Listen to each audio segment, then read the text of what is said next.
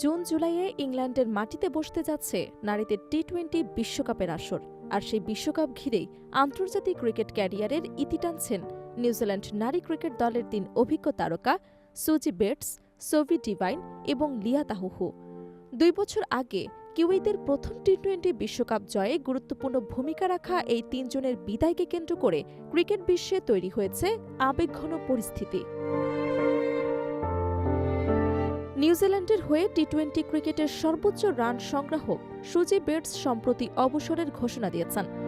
৩৮ বছর বয়সী এই ব্যাটার আগামী সেপ্টেম্বরে ৩৯ বছরে পা দেবেন। তার বিদায়ের পরপরই একই সিদ্ধান্ত নেন অধিনায়ক ও অলরাউন্ডার সোফি ডিভাইন এবং অভিজ্ঞ পেসার লিয়া তাহুহু।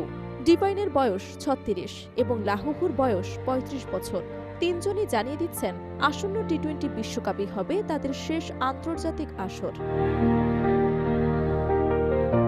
এই ৩ অভিজ্ঞ ক্রিকেটারকে নিয়েই নিউজিল্যান্ড তাদের শক্তিশালী স্কোয়াড ঘোষণা করেছে।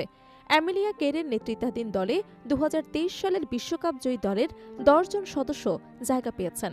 দলে রয়েছেন কের, বেটস, ডিভাইন, তাহুহু ছাড়াও Izzy Gaze, Maddy Green, Brooke Halliday, Jess Kerr, Rosemary Mair এবং জার্জিয়া প্লিমার। নতুনদের মধ্যে জায়গা করে নিয়েছেন ব্রি ইলিং, উইকেটরক্ষক ব্যাটার পলি ইংলিশ এবং বাঁহাতি স্পিনার ফ্লোরা ডেভনশায়ার। এরা তিনজনই প্রথমবারের মতো টি-20 বিশ্বকাপে অংশ নেবেন, যদিও এর আগে ওয়ানডে বিশ্বকাপের অভিজ্ঞতা রয়েছে তাদের।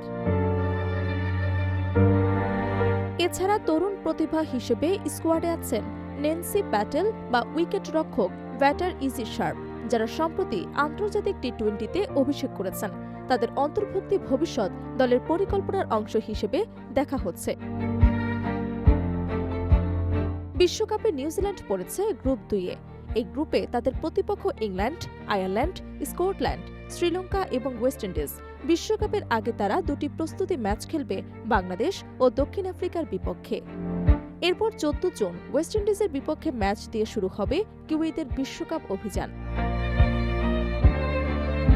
৩ অভিজ্ঞ তারকার অবসর নিয়ে নিউজিল্যান্ডের প্রথম প্রধান কোচ বেন সারওয়ার বলেন, একই টুর্নামেন্টে ৩ জন সিনিয়র ক্রিকেটারের অবসরের ঘটনা অত্যন্ত বিরল এবং আবেগঘন।